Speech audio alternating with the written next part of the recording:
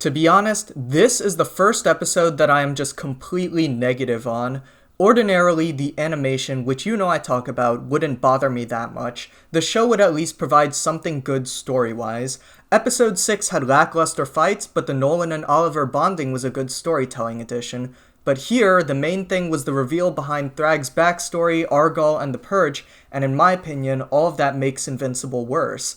My issue with Thrag in this episode isn't that he's a fraud, though I have joked about that in the past. It's actually kind of the opposite. He has a lot less personality in the show than in the comic, despite getting a backstory and overall more screen time, including a heart-to-heart with Nolan. For instance, in the comic, Space Racer brings in the Ragnars, and they start wreaking havoc on the Viltrumites. Thrag immediately sees that the Ragnars are powerful and develops a counter-strategy. He says, "By the throne of Argal! They're too strong! Don't try to fight them! Avoid them! Run! Let the vastness of space be their demise!" Show Thrag's reaction? He doesn't have one. He doesn't actually fight the Ragnars at all. The Ragnars are brought in at 23 minutes. Thrag is seen at 24:42, just standing there menacingly. It's almost inconceivable for Show Thrag to acknowledge another race as superior to his own in any way, but comic Thrag was a relatively competent leader in his own right. In the comic, Thrag leads his army into battle first, rather than hanging back and waiting for his enemies to approach him. You can see him taking out Space Racer with a single punch while motivating his troops. He's an active combatant and leader. Then there's this iconic exchange. Oliver, not knowing what Thrag looks like, approaches him, saying, "Hey dickhead, a black hole called. It wants its suck back." Thrag responds by saying, "You are a funny one, I gather. Always cracking jokes. Very good. I enjoy a good joke myself. Remind me if you heard this one." BAM! And then he blams Oliver's skull open. It's darkly comedic and it oozes personality, but the stern look on his face makes it impossible to treat him as a jokey villain. Later, there's an exchange where Thrag is yelling at Mark after he blows up the planet Viltrum. He doesn't just call Viltrum his own heritage, he includes Mark in it, in a stunning act of what can almost be considered inclusion for this half-breed Viltrumite. Honestly, this moment alone added more facets to him than what I had expected. He goes from this one-dimensional Darwinist, pure evil badass to a person who genuinely feels a connection with his culture. In fact, this show has done a lot of stripping Thrag's competence and personality away. He's consistently engaging in combat with his enemies in the comic, while the show has him stand back and allow his Viltrumites to die, despite that being something which allegedly pains him so much. Sure, he's not saving his men in the comics, but he's taking out threats, which to him is probably just as good, if not better. There's a moment where Thrag uses Mark as bait to lure Omni-Man in and spear him through the guts.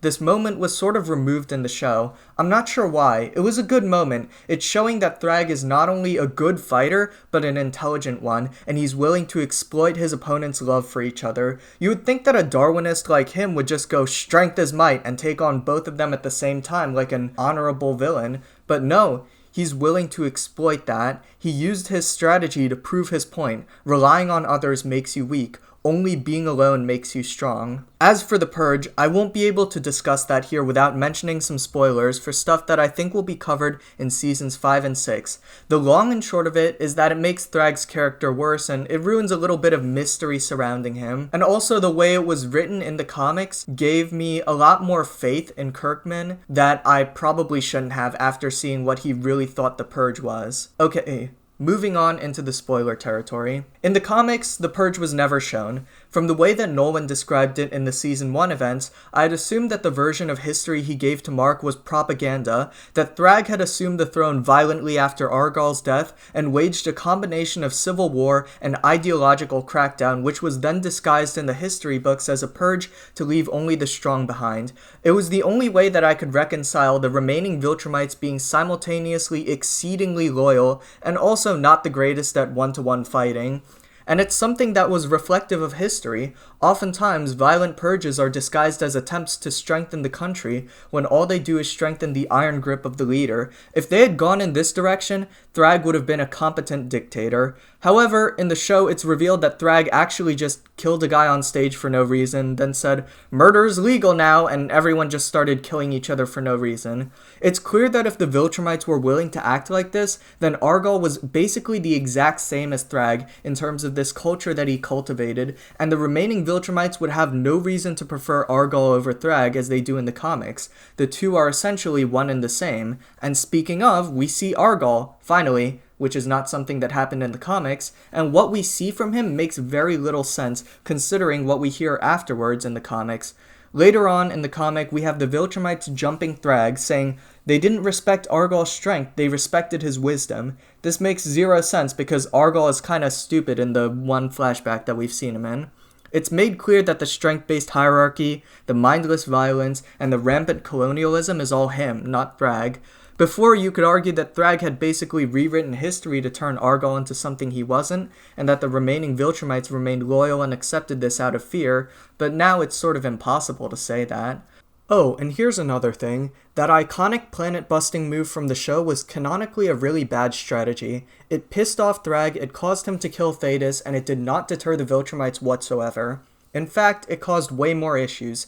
If they had left Viltrum alone and just retreated, then Thrag and the Viltrumites would have clung to their delusions of restoring the Empire, allowing the Coalition to pick them off one by one as they spread too far. Since they lost Viltrum, they moved over to Earth. Sure, it ended up working out at the end, but at the time, it was a move made purely out of Thetis' spite and self-hatred towards anything Viltrum-related. He gets everyone to do it in the comic, and they don't know why. So it makes zero sense that in the show, it's turned into Nolan's idea. Nolan should not care about destroying Viltrum. That's a Thetis thing. Anyways, I read the comic, and I know what happens in the next episode after this. It's nothing special, just a bunch of talking scenes for the most part.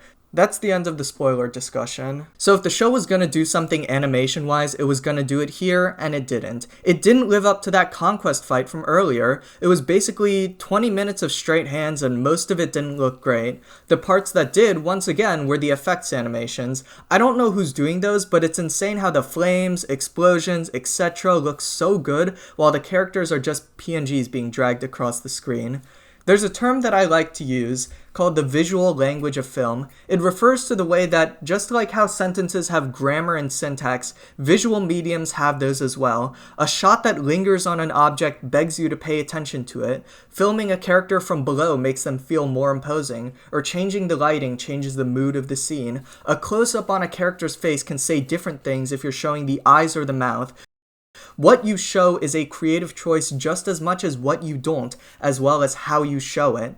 Invincible's direction doesn't just fail because the animation is bad, it fails because it doesn't know what not to show. There's some iconic faces from the comic. Take this one. Let's say I wanted to adapt it into the show, but I don't have any budget left because I got Tom Cruise to voice the hot dog stall man. It's okay, we can make do. I'll take these two black bars, I'll cover up some of the top and the bottom of the screen, and show only a portion of the face. They're in space, so their mouth isn't moving anyways, but it saves me the trouble of having to draw the teeth, and I can just have it be one frame anyways with some tears leaking from the eyes. Boom, simple. Are people gonna hail it as a perfect adaptation? No. However, I'd argue yes in a way that this shot from the show at the same moment doesn't.